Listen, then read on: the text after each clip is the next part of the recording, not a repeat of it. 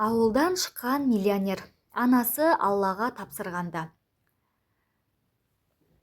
Жомарт мемлекеттік емтихандарды жақсы тапсырды. Енді мектеп бітірген аттестатын қолына алатын күнді күтуде.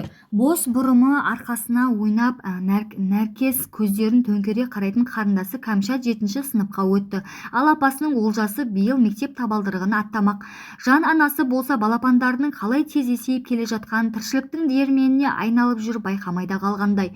18-ге толғанша өз бетімен бауырынан шығып ауданнан ұзамаған жалғызының бір танысы жоқ қара нөпір халқы бар ел астанасына қалай баратынын ойлап қамығады. Розаның үлкен қызы сол қаланың маңындағы бір ауылда тұрады екен. Сақтыққа қорлық жоқ, далада қалатындай болып жатсың. Шырай әпкеңді тауып ал деп мекен жайын жаздырып алып келді. Роза тәтесі де өзінің қолғанатын қимай оқуға бармай-ақ жанымда жүре бер, мұнда да еңбегіңді жеп жатқам жоқ қой деп айтуға аузы бармай, әрі баланың бағын байламайын деп қиналып жүрді. 7-ші сыныптан жанына ес болып, жігері мен табандылығымен әрдайым таңдандырып жүретін, өз қатарынан ілгері ойлап, әр нәрсеге талаптанып, дүкеннің керегесін кеңітіп, атына дейін береке деп қойды. Енді жанына осындай қолғанат кездесе ме кездеспей ме, тегі осы баладан бірдеңе шығады. Мұндай таудай талабы бар баланың жоғарғы білім алғаны дұрыс. Мен бірдеңе білсем Жомарт барады да оқуға түсіп кетеді деп Жібек апасына өз ойын айтып қояды. Осыдан кейін Жомарт апасымен аналы балалы болып оңаша сырласты. Сен де дүкен ашып ал, қолыңнан келеді. Елдер Розаны байтқан сенің балаң дейді ғой. Бір ауылда 2 дүкен бар, солармен жағаласып қайтем. Апа, мен енді мына Розаны байтқан сенің балаң дегенді естімейін, ешкімге де айтпа. Ол дұшпанның сөзі. Роза тәте дүкенін маған дейін ашты. Қайта мен ол кісіден үйрендім. Егер мен мықты болсам Алматыға барып өз күшімді сынап көремін. Биыл оқуға түспесем күзде әскерге кетем. Осы кеткенім біржолата кеткенім десеңші, деген апасының дауысы жылай салатындай дірілдеп шықты. Ештеңеден қайтпайтын, ештеңені мойындамайтын байғұс апасы уақыттың алдында, тағдырдың алдында дәрменсіз екен. Жалғыз жапырағының осылай тез ержетіп өз өмірін жолға түскелі тұрғанын жеңілдеді. Апа, қазір сен жалғыз емессің. Жаныңда шайыңды қойып беретін Кәмшат, көңіліңді көтеретін Олжасың бар. Ақылбек аға мен Дастан да сіздің сөзге тақ тұрады. Мен шетелге кетіп бара жатқан жоқпын ғой, жиі-жиі келіп тұрамын деп құшақтап сүйді. Сонда байқады, анасының маңдайы мен көзінің айналасына әжім торлапты. Орамалының астынан самайы ақ күмістей жылтырайды. Апа, енді жинап жүрген байлығымды санап жолға алатынымды бөліп, қалғанын банкіге салып кетейін деді де төргі бөлмедегі көк сандыққа келді. Ақ сандығым ашылсын, ішінен ақша шашылсын деп әзілдеді.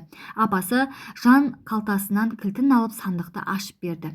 Әкесінен қалған жейдесін, маңдай теріңді осыған орап жина, әруағы қолдасын деп берген еді. Сол түйіншекті алып екеуінің ортасына қойды. Бұл Жомарттың Роза тәтесінен барған күннен бері жинаған табысы болатын. Бір рет қана үйге теледидар сатып алды. Содан бері жіп шырғасын шығармай әкесінің жейдесіне тығатын. Байлауын шешіп қалып еді, бұрқыраған көп ақша ақтарылып түсті. Әл-Фараби, Абай, Сүйінбай, Шоқан, Құрманғазы, Әбілқайыр хан бабаларына бейнеленген төл теңгелер үйіліп қалды. Екі жақтап санау басталды. Дүниенің рахаты еңбекпен жинаған, маңдай термен келген қаржыны қолмен ұстау ғой. Әрі ақшаның иісі қандай, термен адам иісі аңқиды. Аналы балалы екеуінің де дыбысы шықпай алдындағы тәтті еңбектер тер иісі бар түрлі түсті қағаздарды сытырлатып санап жатыр. Санына қарай бөлек-бөлек реттеп қойды алдымен. Содан соң Жомарт қай саннан қаншау екенін жаза бастады. Құлыным-ау, біраз ақша жинап тастапсың ғой деп апасы риза. Бас аяғын түгел санап шыққанда 900 000 теңге болды. Осы жасымда мұндай көп ақша көрмеппін деді апасы шынын айтып. Қайтсын-ай, олар заманында еңбек ақыны еңбек күн деп жазып, жыл соңында бидаймен не малмен есептеп беретін. Тәуелсіздік алғалы бері ғана ғой қолдарына осындай ақша қағаз тиетіні. Оның өзі айына 70 сомнан аспайды. Апа, 200 000 теңгені жолға аламын. Қалғанын ертең поштаға апарып екеуміз банкке салып қоямыз. Оқуға түссем керек болар, түспесем қайтып келіп тірлігімді жасаймын деді ересек адам құсап. Жомарт жолға Нұрмұқа досымен шықты. Апасы мен Олжас автобус аялдамасына шығарып салды. Пазик деп аталатын автобус жердің шаңын қуырып дөңгелегі шиқылдап келіп тоқтады. Аялдамада топырлап тұрған жұрт жапа тармағай ұмтылды. Бәрі мініп болғанша апасының жанында тұрды. Нұрмұқа артқы есіктен көтеріліп бара жатқан соң Жомарт: "Апа, аман болыңыз", деді де бетінен сүйіп інісіне: "Олжас апаңа қара", деп тапсырды. Қолтығынан көтеріп алып тәмпіш танауынан шоп еткізіп жерге түсірді. Апасы: "Жалғыздың жары Құдай, Аллаға тапсырдым.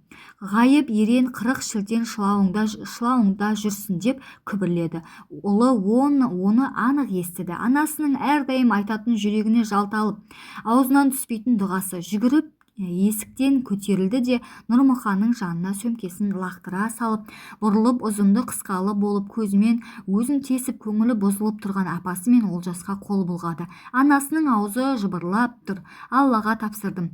Түнде апасы түс көрген. Елге аты шыққан молда еді. Әкесі кәнекей жарықтық. Бұлар таудың басында үлкен ақшаңқан 12 қанаттық үйде тұрады екен дейді. Әкесі ақбоз атқа мініп келіпті. Жібек есік алдында ұлымен тұр екен. Атынан түспей Жомартқа жақындап келіп, қолындағы қамшысын ұсынады. Сөйлемейді. Бала қолын созып алады да қамшыны көкке көтеріп қуанады. Әкесі содан кейін ақбоз атынан түсіп, шылбырынан женіне беріп: "Мұны саған әкелдім, барар жерің ұзақ", дейді де өзі келген жолмен жаяу төмендеп кете береді. Таң алдындағы аян түседі. Апасы: "Ұлымның ғұмыры ұзақ болады екен, өмірі аттан түспейтін мықты азамат болады. Осы кеткеннен жол ашылады", деп жорып қояды. Бірақ баласына тіс жармайды. Жомарт Алматыға Нұрмұқамен келді. Оның аға жеңгесі құрылыста жұмыс істейтін. Таңертең ауылдан шыққан балалар ауданға түсте келген. Одан қалаға қарай тағып автобусқа отырған. Сол жүргеннен қас қарая діттеген жерлеріне жеткен. Апасы айтпақшы, тамыры жоқ, танысы жоқ Жомарт түнделете қайда барсын, досынан қалар емес. Нұрмұқа екеуі саяхаттан 98 деген автобусқа отырып, Орбита шағын ауданына тартып берді.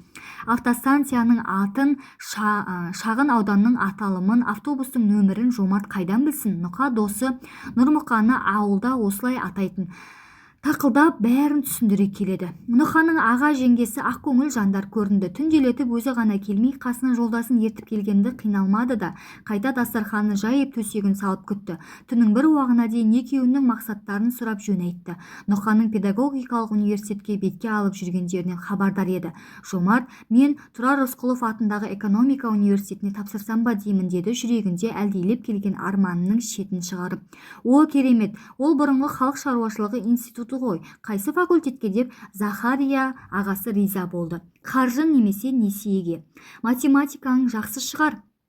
"Болады", деді, ұялыңқырап қалды. "Онда бізге жақын. Ертең құжатыңды апарып тапсыр", деді. "Аға жатақхана бере ме?" деді, жол бойы уайымдап келген мәселесін алдымен сұрап. "Әрине береді, бермей қалса оқуға түскенше біздікінде жата бер, Нұқамен бірге", деп қояды жайсаң қазақ. Кісінің үйінде шал жеп жата бермейін деп ерте тұрып балконға шығып, төменде ары-бері жүріп жатқан адамдарды бақылап біраз тұрды. Балконның есігін ашып Захария ағасы: "Жомарт, сені университетіңе өзім апарып жол көрсетем", деді. Жандосов пен Алтынсарин көшелерінің қиылысындағы университеттің қабылдау комиссиясына Захария аға ертіп келіп, құжаттарын тапсырттырды. Құжат қабылдап жатқан қыздармен сөйлесіп, егер әкесінің қайтыс болғаны жайында анықтама өткізсе, ауылдың жеңілдігі бар конкурстан өтуге көмек болар еді деген мәліметті біліп берді. Жатақхана мәселесі де шешіле кетті, әрі түбінде екен. Орналасып қойды да әкесінің жоқтығы туралы анықтама алып келуге ауылға тартты. "Апа", деп екі кештің арасында кіріп келгенде шешесі шошып кетті. "Бісміллә, бауыр, баруыңнан қайтуың тез болды ғой, оқуға алмай қойды ма?" деді де етегіне сүріне қабына орнынан тұрып жатып. "Қалдарыңыз жақсы ма, апа?" деп амандасты баласы. Олжас жүгіріп келіп құшақтай алды. "Сағынып қалса керек". "Бәрі дұрыс, бір анықтама алып кел деп жіберді", деп жай айта салды. Көп сөйлей бермейтін Жомарт. "Әу бастан неге құжаттарыңды түгендеп шықпадың? Ары-бері жүргенше ақмақ бас екі аяққа дамыл бермес деуші еді", деді кейді анасы. Ертесі ауыл советке барып құжатын алды. Ол жерде анықтама беретін баяғы өзі ғашық болатын Айшархан тәтейінің күйеуі Бекет екен. Сондай ақкөңіл бала сияқты аңқылдап жүріп анықтамасын жасап қолына ұстатып: "Жолың болсын, Жомарт, сені тәтейің үнемі мақтап жүреді. Алғыр, талапты бала", деп. "Оқуға түсіп кет, деп есік алдына дейін шығарып салды. Қоштасып былай шыққан соң осындай жақсы адамды бір кезде Бекежан деп жек көргені есіне түсіп ұялып кетті. Ол не құжат, деді апасы кешінде. Әкемнің қайтыс болғаны туралы анықтама. Баяғыда өлген әкеңді қайтпек анықтап. Оқуға түскенде жеңілдік жасайтын көрінеді. Айналайын өкімет-ай, жасынан жетім өсті деп қарайласады екен ғой, деп анасы риза болып қалды.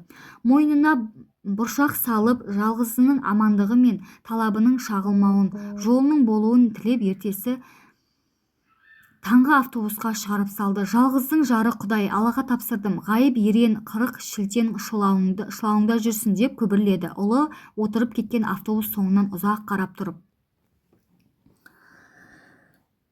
Мойнына бұршақ салып, жалғызының амандығы мен талабының шағылмауын, жолының болуын тілеп ертесі таңғы автобусқа шығарып салды. Жалғыздың жары Құдай, Аллаға тапсырдым, ғайып ерен, қырық шілтен шылауыңда жүрсін, деп күбірледі. Ұлы отырып кеткен автобус соңынан ұзақ қарап тұрып. Апасы анау-мынау емес, тура Аллаға тапсырып жіберген соң жолы болды. Апасы айтпақшы, жетім деп қарайласты ма? Ауылдан білім іздеп келіпті деп ескерді ме? Есіркеді ме? 4 емтиханның 3-еуін 4-ке, 1-еуін 3-ке тапсырса да экономика университетіне ілінді де кетті. Бала бұл бос жүру, ерігу дегенді білмегені. Былай тұрсын, бала болып ақтарыла күліп қатты қуанған емес еді бұл жомарт. Жаратылысынан салмақты, не нәрсеге де сабырмен қарайтын. Топырлаған ата-ана мен талапкерлердің ортасынан қысылып жетіп, мойнын үзілгенше созып, өзін Жомарт Жолдыбайұлы деп тізімнің ортасынан тұрғанын көргенде онша сеніңкіремеді. Кейін шегінде де кісі аяғы сабырсығанша күтті. Бәрі кетті-ау дегенде қайта жақындап барып, қолына қалам сабын алып, жуан ортада қас қайып тұрған аты жөнінің астын сызып тұрып оқып шықты. Бас жағында қаржы және несие факультеті деп үлкен әріптермен жазылыпты. Сонда ғана көңілі алып ұшып, ішінде ерекше бір шаттық сезім пайда болды. Үлкен тақтаның алдында маңайында бірен-саран адамдар қараңдайды. Біреулері қуаныштан айқайлап, қыздар жағы бірін-бірі құшақтап сүйіп те жатыр. Жан-жағына қарап еді, өмірінде бір көрген қуанышын бөлісетін тірі жан болмады. Қайткенде де осы қуанышын біреуге айтуы керек сияқты. Апасына барып айтады ғой, байғұс апасы қалай қуанар екен. Бір тоқтысын алып ұрып өткенде банкке салып кеткен ақшасының біразын жаратып той жасайтын шығар. Әкең екеуміз оқымадық, сен оқы, сен пәпкі көтер, ел биле деп қоймайтын. Ана арманның орындалуының басы осы шығар. Сол қуанған қалып Алтынсарин көшесінің бойымен Захария ағасының үйіне тартты. Ең болмаса Нұрмұқаға айтып өлсейінші деп қуанышы қойнына сыймай келеді. Жалғасы бар.